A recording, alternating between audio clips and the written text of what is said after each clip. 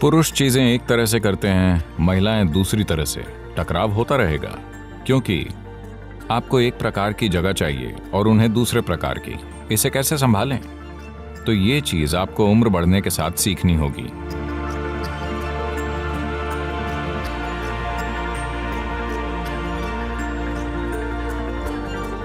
नमस्कारम सद्गुरु। नई पीढ़ी और पुरानी पीढ़ी में आपस में आजकल बहुत मतभेद देखा जाता है। हम ये कैसे सुनिश्चित करें कि उम्र का अनुभव और जवानी की ऊर्जा एक साथ काम करें? सिर्फ आजकल नहीं, इनमें हमेशा से मतभेद रहा है।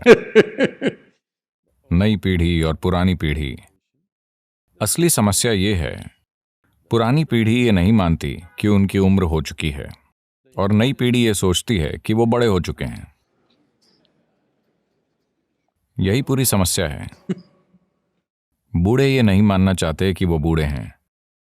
युवा खुद को युवा नहीं बल्कि हर काम करने लायक बड़ा मानते हैं। पर somebody is occupying the space that you want to occupy. उनकी जगह किसी और ने ले ली है। ऐसा सिर्फ इंसान ही नहीं करते, खासकर हाथियों में। आप देखेंगे कि अचानक एक युवा हाथी गुस्से में यहां वहां घूमकर चीजें उखाड़ेगा, क्योंकि उसकी एक बड़े हाथी से लड़ाई हुई है। वो अपनी जगह नहीं छोड़ रहा था। तो ये छोटा हाथी लड़ना चाहता था, पर लड़ने की ताकत नहीं थी, इसीलिए तबाही मचा रहा है। जवानी।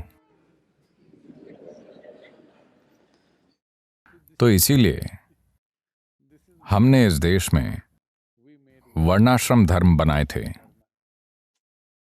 यानी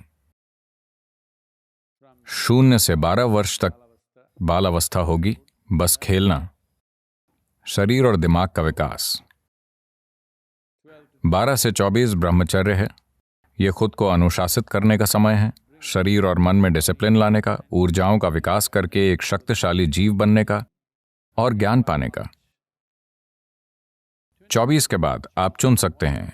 अगर आप जीवन को साफ देख पाते हैं तो हर झंझट में पड़ना जरूरी नहीं है। तब आप 24 साल की उम्र में सन्यासी बन सकते हैं। Otherwise, you become a householder, you get married. वरना आप शादी कर सकते हैं। तो अगर आपने 24 में शादी की 2 cycles of the solar cycle, तो 2 सौर चक्र यानी 24 साल बाद आप 48 के होंगे, यानी आपके बच्चे 18 से 22 के बीच होंगे। युवा हाथी की तरह वो चाहते हैं कि आप जगह छोड़ें, पर वो कह नहीं सकते।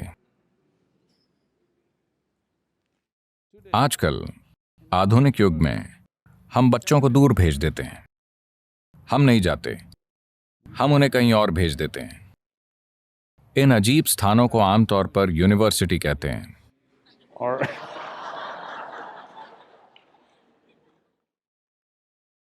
पर उन दिनों जीवन खेती के आसपास ही घूमता था। लोग घर छोड़ के दूर नहीं जा पाते थे, क्योंकि उनके जानवर और जमीन वहीं होती थी। वो कहीं और जाकर नहीं जी सकते थे। तो किसी को तो जाना था। तो 48 साल के माता पिता संन्यास ले लेते थे और अलग 2 स्थानों की ओर चले जाते थे। पति एक अलग आश्रम में जाता और पत्नी अलग में, अपनी आध्यात्मिक साधना के लिए। 12 साल, 60 की उम्र में वो वापस आकर फिर से शादी करते थे। आजकल वो बाहर नहीं जाते, वो साथ ही रहते हैं और 60 साल में फिर भी शादी करते हैं।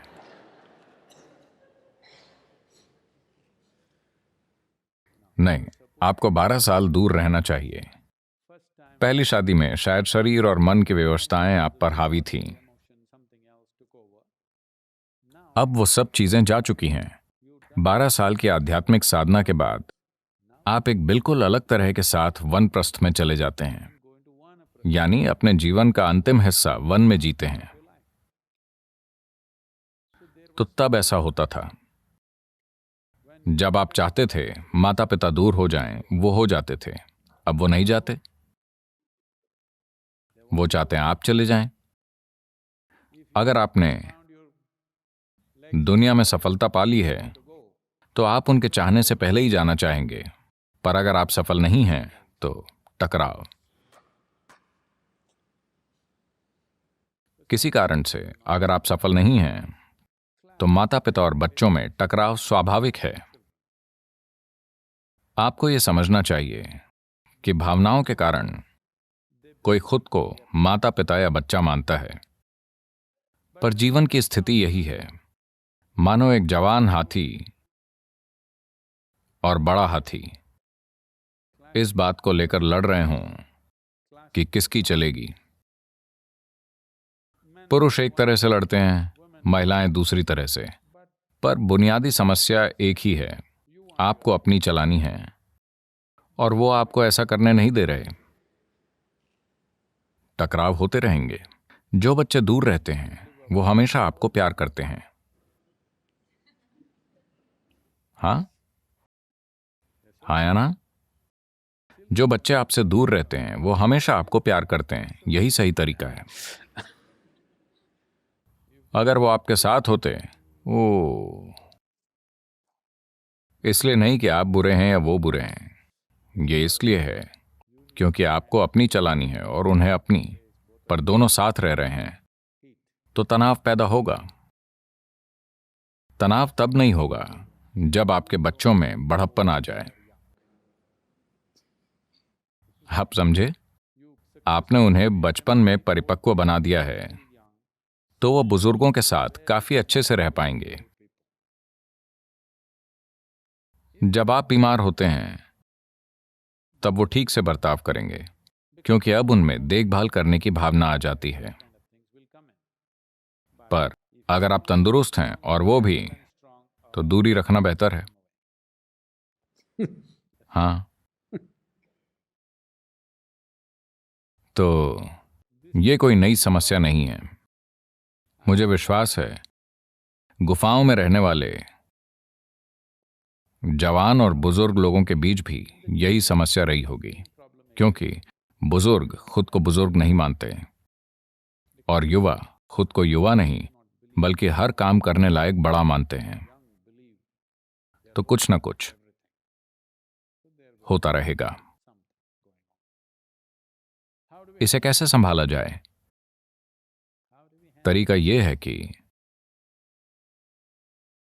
बुजुर्ग पीछे हटते जाएं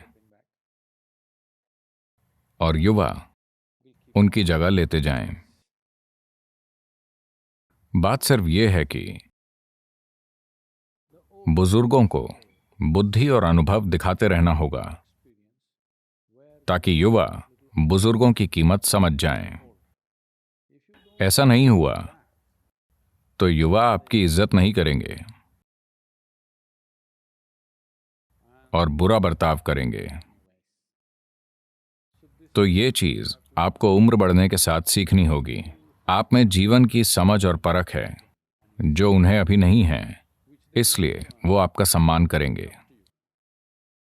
तब आप एक ही स्थान में रह सकते हैं, फर्स्ट फ्लोर पे।